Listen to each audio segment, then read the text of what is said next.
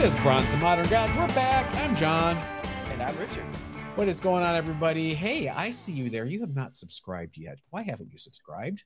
Please hit the like button. Please subscribe. I see you left there. Please do us a favor, pretty please. Beg. Follow us on Facebook and Instagram at Bronze and Modern Gods. And thanks, everybody, for joining us on the live show. Yes, thank you. Fun. Did you have fun? Well, I had a lot of fun. It's a great way to end the year. Yes, it was. And speaking of ending the year and new beginnings, 2022, we made it.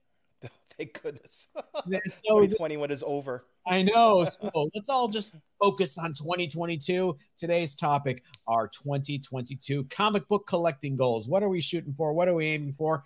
We want to know what you're aiming for as well. But first, we've got the 25-year rule, our underrated books of the week. And as always, we start things off with the hot book of the week. Richard, you have been banging this drum for a while. It's finally happening. Yes, I could probably crow from the tops of the trees. Oh. Miracleman #1 is the hot book of this week. I am a unabashed Miracleman fan, unabashed Alan Moore fan. And this book has been in the back burner for quite some time now. And finally the stars are aligning. And we're getting Miracleman We're getting Miracleman as a character in Marvel Comics. So his first real comic appearance in the modern age, because Miracleman, the character originally started off as Marvel Man back in the 50s. There was some kind of legal dispute, strangely enough, with this character that caused them to change him from Marvel Man to Miracleman. And in 1985, Alan Moore, who also produced things like The Watchmen, V for Vendetta, Swamp Thing, the list is long. This is a very prolific writer, and this is some of the most iconic books in our generation. He took up Miracleman from the campy, think Captain Marvel from Fawcett kind of character. You know, gee whiz golly, there was a whole family of these people. And he took that kind of bubblegum type of character and made it a very deep, very dark, very angst-driven character. And I absolutely ate it up. Me back in the 80s absolutely ate this up. Well, me too. And just some background. Marvel Man came about in the 50s because the company that published Marvel Man was previously publishing Captain Marvel stories.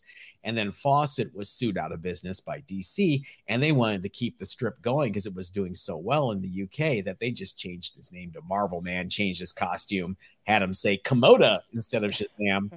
So, you know, this intellectual property has gone through some wink, wink, nudge, nudge permutations. Oh, tons of it. This is a character. This is a property that I think finally has come home to roost. It's if you were reading books back in the early 80s, I hope you remember the impact that this character had, because like I said, superheroes for the most part for the generation were pretty much black and white. Mm-hmm. And, you know, until you got to some of the Marvel, like X-Men and things like that. But for the most part, it was black and white.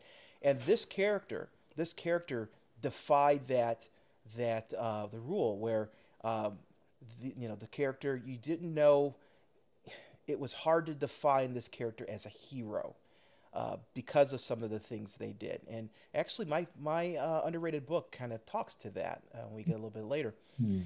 But anyway, this series ran for 16 issues with Alan Moore.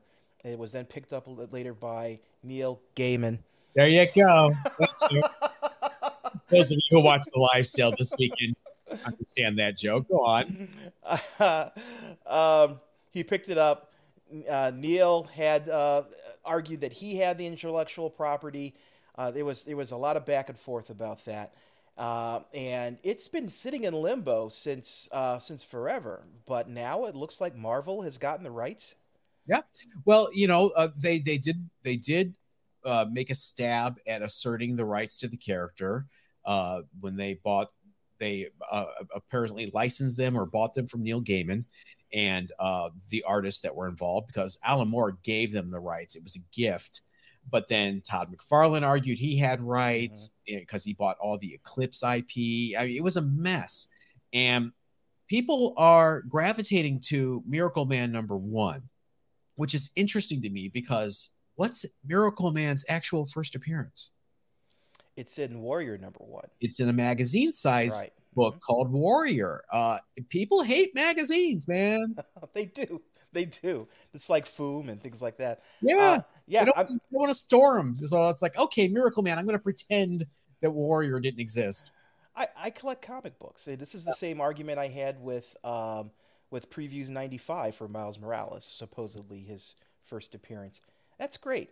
I don't collect previews. I collect comic books, and Miracleman's first appearance in a modern comic book is Miracleman #1. Right. All right. So you also have been on the hunt for a couple of rare variants of this book for a long time, and now you're screwed. I am totally screwed.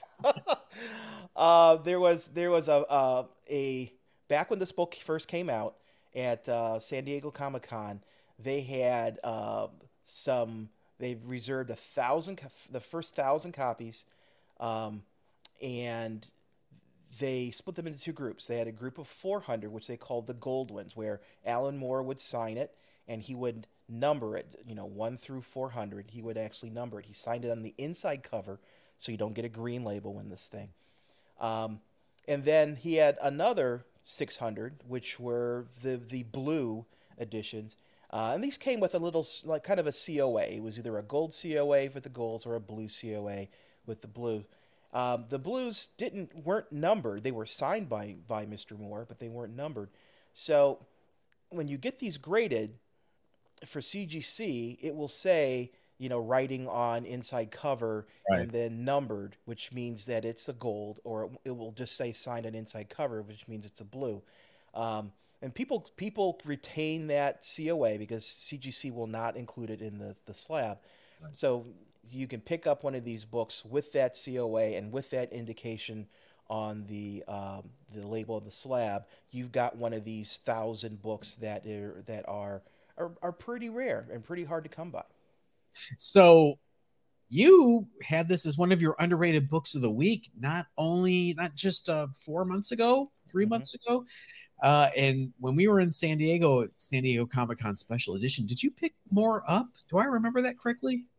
I did. I picked up a couple. I shared one at the live sale this past weekend. But no, I have a number of really high grade books. I don't have any graded at this point, but the ones that I have, I think, are 9.6, 9.8s, and it's just a matter of me submitting them. Well, good job on picking this one, because who saw this coming in Timeless? I mean, you were picking it because you liked it. Right. I mean, this is a classic example of buy what you like, and if something happens, awesome. Absolutely. Right now, this book is going for about, it's still inexpensive. According to GPA, it's going for about $200. It's pretty flat over the past year. But of course, that may not take into account the recent news, which is going to make this book go up. But I'm still surprised that you can find it for $200. Now, people are going from 0 to 60 with the speculation this last week. It's like, does this mean he's going to be in the MCU? Does it? Guys, settle. Let's get him back into the books. Yeah, I remember when the Sentry was going to be in the MCU. I mean, come on. We don't know what's going to be in the MCU until we see the action figure leaks. That's right. So just sit back, and I think there's a chance for you to hit your LCS and grab some Miracleman issues, because they're out there. There's plenty. I've seen them. Oh yeah, there's plenty. I over the summer I picked up a whole run 1 through 16. They're all cellophane together. For like $75. That part of the run's easy. It's the Gaiman Buckingham issues, up to 24 that the orders go down. Eclipse is on its last legs financially. It was coming out maybe twice a year at that point. It was rough. I remember that. So if you see the later issues, definitely jump on those. All right. Speaking of jumping on things, it's time for us to jump to our main topic, our 2022 comic book collecting goals, New Year's resolutions. Richard, we've had them. We break them. It's only the third day of the month. Let's lay down some flags here. What are we looking for out of 2022? I'm going to start with my first one. I am going to really concentrate on my Captain America collection. He's my favorite hero of all time. He's, kind of been put on the back burner while I've been chasing other things the last couple of years. So I really want to shore up my Cap collection, particularly Golden Age. I dip my toe into Golden Age here and there. I call my comic book collection like my 401k. And the one thing you're not supposed to do with your 401k is if you leave a job or you change jobs, you always have the opportunity to cash out your 401k.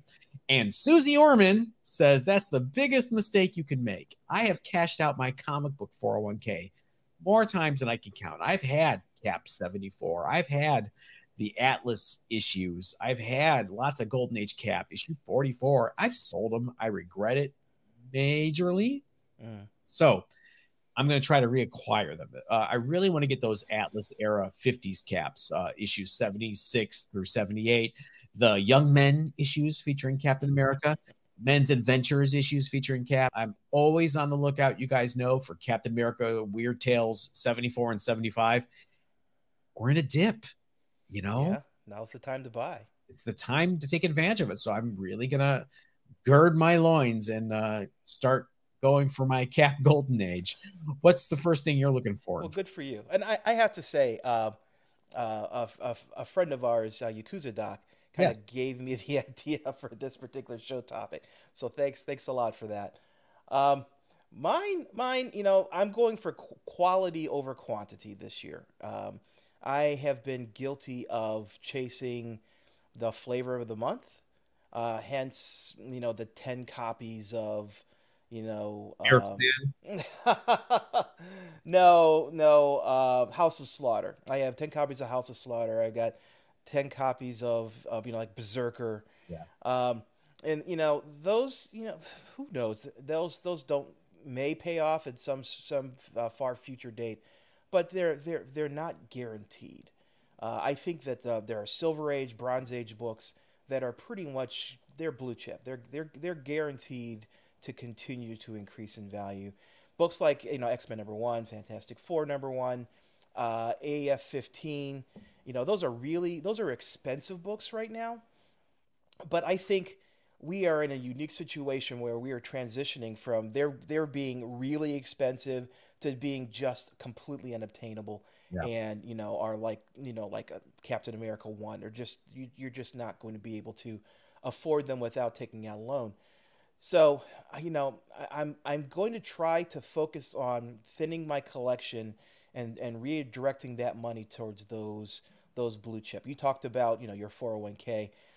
I feel much more comfortable with those books in my portfolio than I do with, a lot of modern books.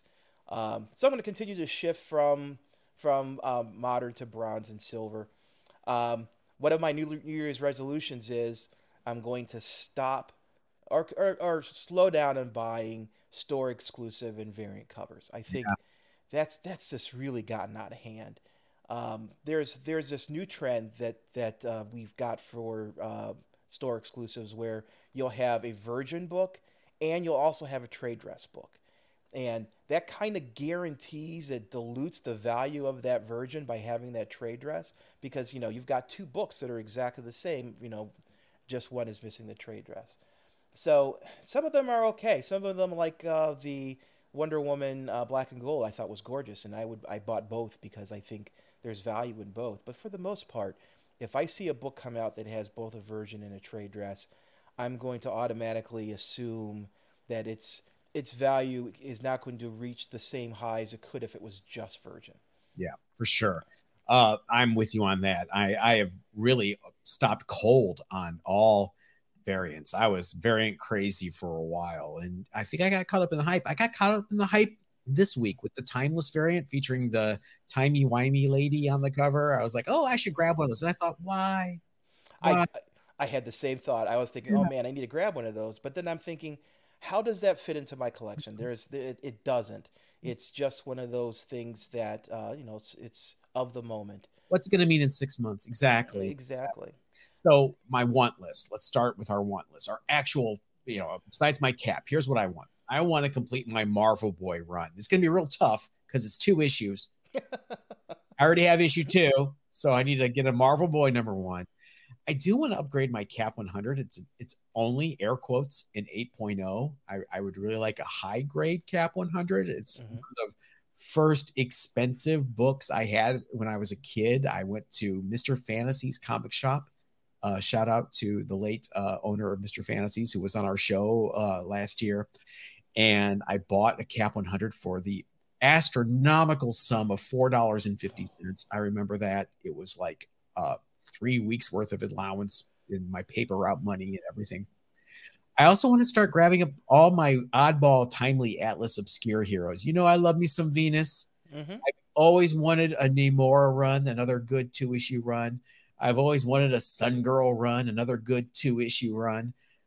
These are not cheap because there's a lot of weirdos like me that want those books. But like I said, we're in a dip. Let's see what we can do. Yeah. Yep. My list is Albedo #2. Okay, there you go. Well, it's been a goal. It's the last Bronze Age Grail, with the exception of my other choice, which is Cerebus #1. Yeah, I'm torn about that. You got to separate the artist from the art. Cerebus was a great book back when it first came out, and I look forward to every issue. And it's again, you got to separate the artist from the art. and what does it mean in another 10 years? Is anyone even going to remember Cerebus? It's not like Watchmen, where it's Right.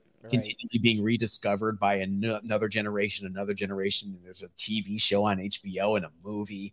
What will Cerebus mean? What will Flaming Carrot mean in 10 years? Yeah, that's a very, very, very good point. It may be one of those things frozen in amber that is important to people of the generation, but when other people look at it, it loses its importance. But most important, what I really want, I am girding myself for the battle that is finding 1.0 Amazing Fantasy 15. Wow, more loin girdering. Okay. Yes, I'm girding. All right. I'm girding as we speak. It's going to mean some shifting of my collection, selling some things off. But I'm thinking this is my shot. In 3 or 4 years, even a 1.0 is going to just be out of reach. Just like like my Fantastic Four #5. I could never afford to buy that book today. I bought it fortunately when it was less expensive. Still really expensive, but it was less expensive. The same thing with AF-15. I think we're going to get a point where it's even people who are trying to, if I sell this and I sell that and I do this and I do that, it's going to be out of their reach, which is me. So I would love to get one while they are, saying it's affordable is a relative term. While it's still within reach, and because I think that's really the pinnacle of at least my collection. If I had to look at AF-15 or FF1, I'd have to go with AF-15 as being kind of the ultimate grail. So that's what I'm going to try. With all the Spider-Man movie stuff happening, I think part of me is like, hey, you missed your window. It's too late. Part of me is like, if you don't do it now, you're never going to get it, like you're saying. So how much are you willing to go up? Do you even know? I don't know. I have some high dollar books that I would be willing to part with to help fund it. FF5? No, not that one. that one's mine. So I don't know. Let's put it this way: if I don't look, I'll never find it. Sure. So I've had some fantastic success in finding things when I just put forth the effort to find it. So that's my hot take. Here's my hot take on Amazing Fantasy 15. Everybody wants it. Hot book, tough to get. Wrong. How many copies have we seen sold in the last 3 months on Instagram sales and auctions and eBay? They're out there. People are selling them. So supply is not as good as demand, apparently, because more people still want it, but supply is not. I mean, it's easier to find that book than to find a Venus 19. I agree. I mean, it's a book that is circulated. and, the collection of them are not, being hoarded in people's collections, but they're actually circulated. You can go on eBay at any time and see some there. You see them at Heritage all the time. They're out there, and the trick is finding someone who either has a need for a book that I have and will accept the books in a partial trade, or someone who has one that's raw and isn't sure what it's going to grade out. It may be restored, and they pass the chance on to me to deal with that. Even restored, roll your dice, shoot your shot. Yeah. We'll see. It's you have to have goals in life, in my opinion, because you need something to strive towards. So that's my goal. If I can make it happen, I will make it happen. If not, it'll be the goal for next year. Let me ask you a challenging question on this. Why not at ASM #1 first? That's a good question. I thought about that as well. I absolutely hate the cover for ASM 1. I'm sorry. Spider-Man is sitting there splayed out. The Fantastic Four is like, what are you doing, dude? Yeah, not a big fan of that cover. I would pick FF1 over ASM 1, to be honest with you. Interesting. Okay, yeah. So you're a cover whore. I am, totally. That is me. That defines me to a T. I was gonna say something like, how dare you diss Jack Kirby, but Jack Kirby drew the cover of Amazing Fantasy 15 and Fantastic Four #1, so you're not really dissing Jack. But yeah, can I make a little argument for the cover for ASM #1? Sure. He's a spider, and they caught a spider. Oh, is that what it's supposed to be? I'm just throwing it out there. Okay, it looks like he's in the middle of doing some stretches or something. No, he's trapped in the tube in the Baxter Building because he invaded the Baxter Building in the story inside, and so it's almost like they're kind of hammering the insect type part of it home. Okay, maybe not. Okay, I could be full of it. Who knows? So we are really interested in what you guys are searching for in 2022. Please leave us some comments below. Leave us comments on our Instagram. DM us. We're going to read some of the more interesting ones. They're all interesting, but we're going to pick some and have them on the bonus episode, which I swear we will do. Yeah. And stick around for that. 2022, here we are. No clever segue. It's time for a new year on the 25-year rule. Okay, here we are. It's a new year, so now we move the 25-year rule from 1996 to 1997. A very rough time for the comic book industry. This year of 1997, we saw Marvel slowly crawling out of bankruptcy.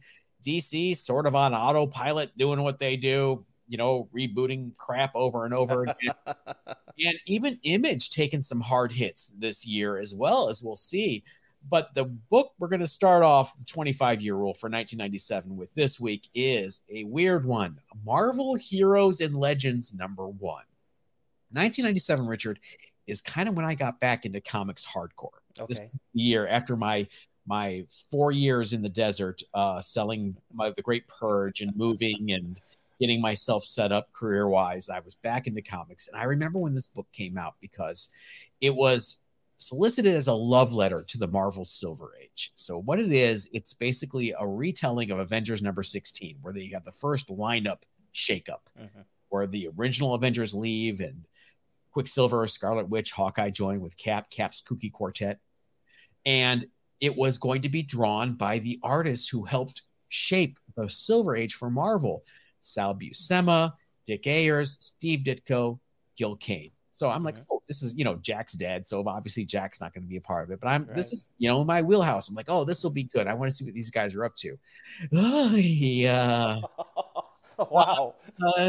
Sal had been drawing Spectacular Spider-Man for years and years. So I knew what to expect from Sal Buscema.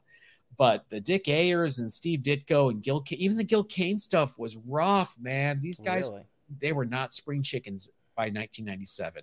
And I appreciate Marvel throwing some work their way. I don't know if they needed it, if they were retired and happy and secure, but chihuahua. not the best way for these guys to go out. It was kind of sad. Oh man, that's too bad.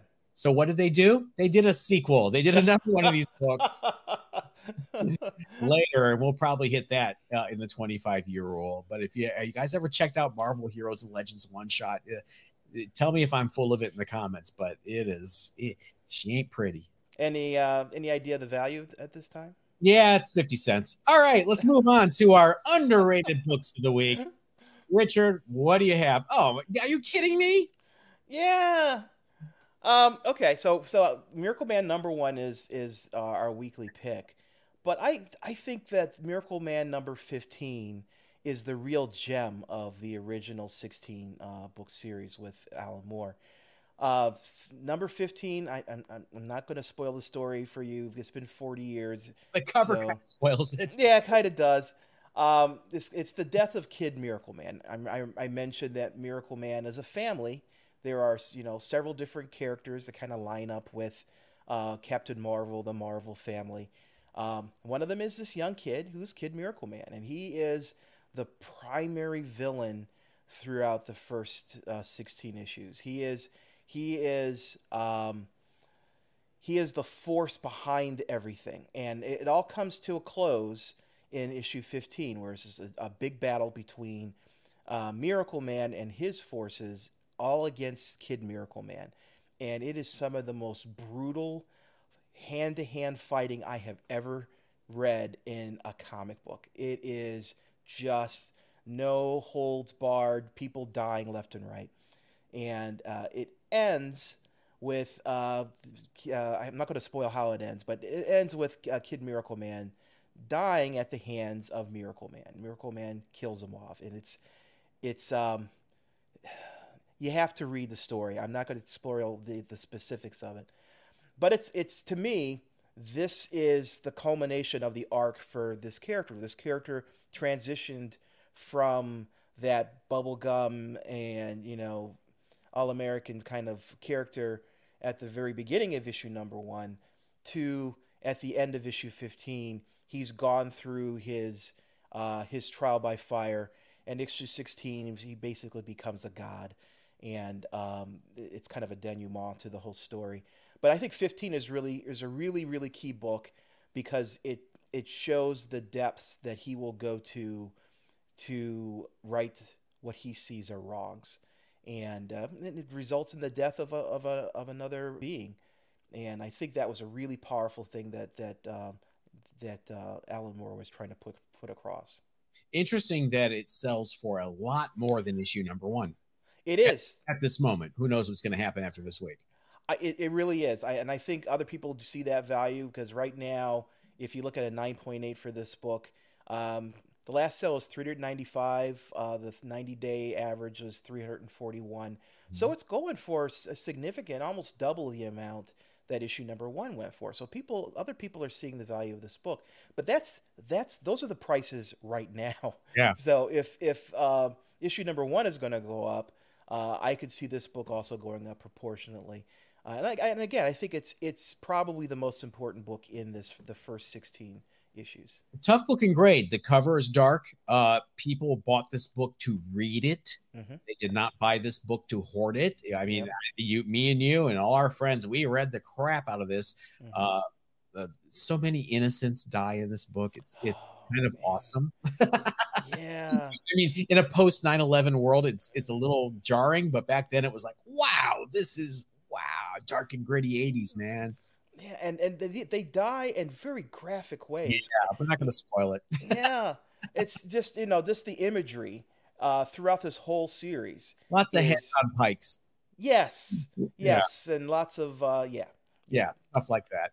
But it's just interesting that this has always been this in issue 24, the last issue, are the big value books in this run. So if you have not gotten this and you're interested, don't waste your time, Richard. Yeah. Like I'm saying, you can pick up full runs of this series pretty easily because people, just don't really know what they have. So go out there and look at those, go out to the flea markets and places like that. That's where I got, one of my runs is one of those kind of places, and you may strike gold. Marvel has also announced an omnibus of Miracleman that's coming in September of this year. It's a ways away, but that's a good way to get everything in one handy volume. Also, I'm going to throw a little extra underrated book in your picks, and that is All New Miracleman Annual #1 from 2015. Don't sleep on this. These are the first new Miracleman stories since Miracleman #24 back in the 80s. Grant Morrison, Joe Quesada, Michael Allred. I mean, talk about a powerhouse lineup to bring Miracleman back. And I don't think a lot of people know this book exists and that there are 2 new Miracleman stories contained therein.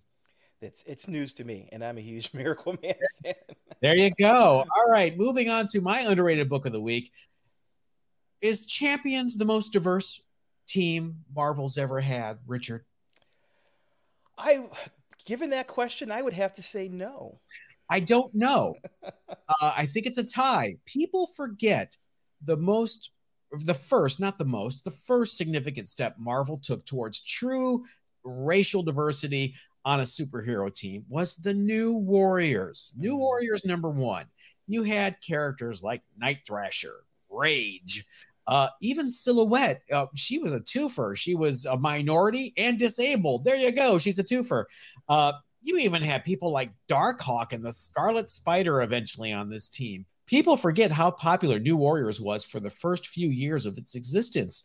It had a decent run. It lasted 75 issues. Wow. Yeah, it was finally remembered by a bunch of 90s kids. If you came up at the same time you were reading Darkhawk, you probably read New Warriors.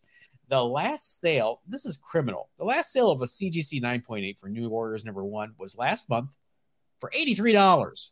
Wow. Really? Well, because people are specking on the first appearance in Thor. They actually appeared in Thor, but this is the first solo New Warriors title. It's been rebooted and rebooted. Nothing's sticking, nothing is stuck, but I think we're heading into, it went from the 80s nostalgia to 90s nostalgia. Here we are. Sleepwalker is popular. Darkhawk, God forbid, is popular. People are missing Ben Reilly of all people. Oh my goodness, yes. So New Warriors, I do think it's severely underrated. I agree completely. I remember this series. Remember the beginning of it, and it was a good book. Yeah, some of it's kind of corny. Night Thrasher with a skateboard, he's thrashing. They should have called him Vans, man. Vans. Or Airwalk, dude. Remember Airwalk? Rage, of course, is a black teenage kid who gets angry and grows into a big muscular angry dude. All right, come on. This is the best you can do, guys. But it did grow. They had a really strong creative team. Fabian Nicienza, you had Mark Bagley. It was Mark Bagley's first regular series. Oh, wow. Yeah. So they took what was a goofy, let's be extreme for the 90s for the kids, and they actually forged it into something readable. So if you've not read New Warriors, go check it out. ASAP. I loved it. Good pick. The first 2 years. After that, forget it. All right, that is going to wrap up the first show of 2020. Yay! Hey, we made it. Richard, remind everybody where they can find us. They can find us on Facebook and Instagram at bronzeandmoderngods.com or at the website bronzeandmoderngods.com. And if you like our videos, please show us some love and like the video by hitting like and subscribe. I see you, so you still have not hit subscribe. I need you to do that for me, please. He will cry unless you hit that button. I know. And we will see you later this week. Bye, everybody. Everybody stay safe.